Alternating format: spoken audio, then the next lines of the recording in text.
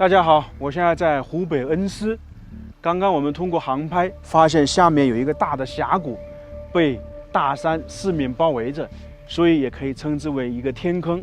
下面还有很多人居住。那现在这里是有一条道路呢，这个被称为是挂壁公路。我们平时看了很多挂壁公路，比较出名的有郭亮村的，还有重庆那个兰阴大峡谷，那些挂壁公路是很震撼。那这一条挂壁公路呢，更震撼。可能相对比的话，那些在这里呢，就是弟弟，因为这条挂壁公路长4.4公里，它是在这样从顶部到下面落差800米的悬崖上面开凿的一条挂壁公路。我们等一下呢，下去走一走。为什么会修建这样的挂壁公路？就是因为看到刚才那个天坑底部啊，住了很多人家。它出行不方便，进而建造了这样一条挂壁公路。这条挂壁公路是叫做新塘壁挂公路，在湖北恩施宣恩的木栎园村。我们等一下呢，还得去天坑底部看一看，找一找当年修建这条挂壁公路的那个村民，让他们向我们介绍一下，为什么会修建这条挂壁公路呢？在这个天坑底部啊，也叫做一个大峡谷，以前居住了好几十户人家，他们在这里呢世代生活。但是就跟我们所知道的湖北恩施、湖南湘西还有重庆，它这个山特别多，很多居民呢住在这里，出行是极度不方便的。那么出来要怎么办？我在网上看资料，包括我们看了一下其他的那种天坑村或者悬崖村，出行的话，基本上就是要靠爬山、上山、下山。像他们赶集的话，估计的话要1天，所以呢，出行极度不方便。那么当地的村民呢，就有一个想法，在上个世纪80年代，说想要修建一条公路出来，进而呢造福子孙后代。但是没有想到啊，这个地方太艰险，不好修。一开始的话，修了1-2年没有成功，就停下来了。后面到了上个90年代，又重新开始修。当时的全村男女老少齐上阵，来到这个山上修建这样一条公路出来。总共大概零零散散花了10年的时间。当时的村民用什么材料呢？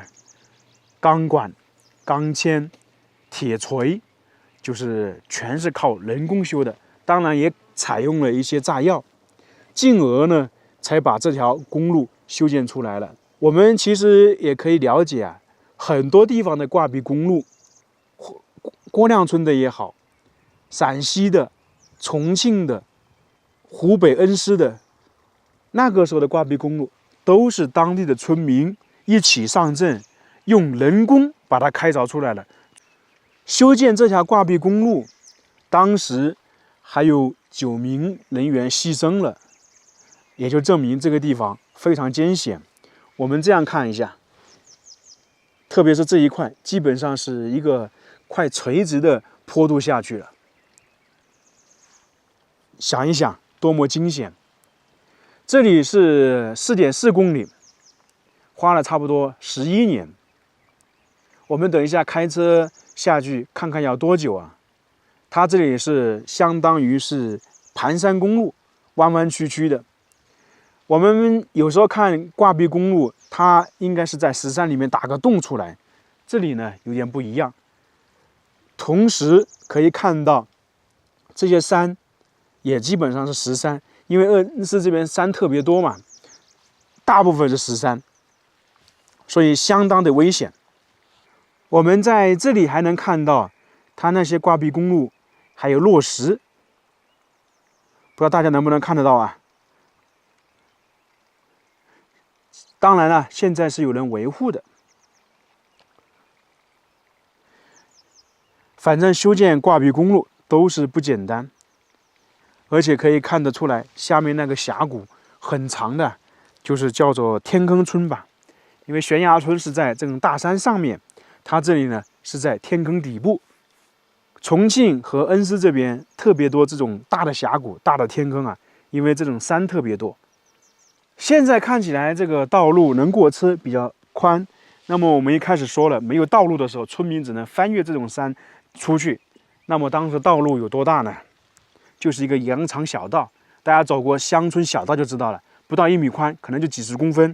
那有些人呢进出呢还会摔倒，特别是他们赶集要买东西，有时候肥料或者其他东西背起来可能都有100多斤，所以他们非常累的。感觉啊，有时候他们早上出去赶集，可能晚上才能回来，因为空手去相对来说比较简单一点。如果他们背了肥料或背了那个很重的物资，那进出的话就相当的不方便了。这里有几个字叫扯根坡，为什么有这个说法呢？就是当年村民进出的话，一条羊肠小道要爬山，大家都知道山很高，你爬的话很费劲，就要抓住旁边的东西，那里就是一些树枝草，那就要扯住，所以呢就叫扯根坡，它本来就是在一个坡上面嘛。现在我们正式进入挂壁公路，看看4.4公里要多久的时间。弯道特别多，你看看周边全是石头，就当年他们就是在这种石山上面劈出来这样一条3到4米的道路啊。哇塞，太惊险太刺激了。这里会车很不好会啊，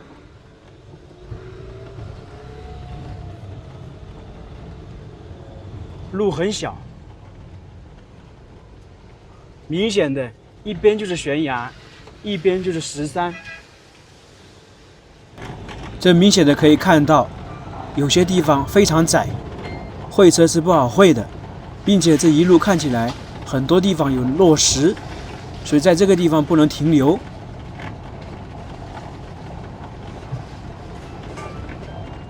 我现在看一下，有点恐怖感觉。行走在这样的道路上面，有点害怕，心惊胆战的。哇，弯道特别多啊，3路18弯，这里都可能不止。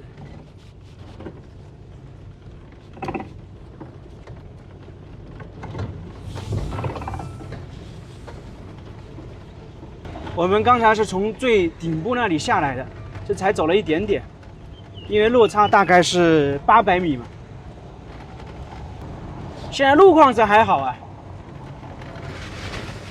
因为都是水泥嘛，比较好走。就是弯道特别多，时间久。这是下坡，等下上坡的话可能更慢。啊，危险路段，谨慎驾驶，一路都有提醒啊。女司机不知道敢不敢走这样的路啊。悬崖落弹，谨慎驾驶。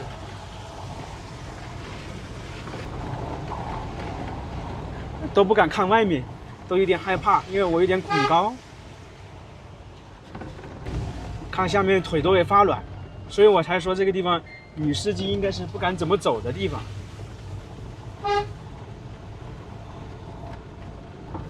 这个是路上的养护工人吧？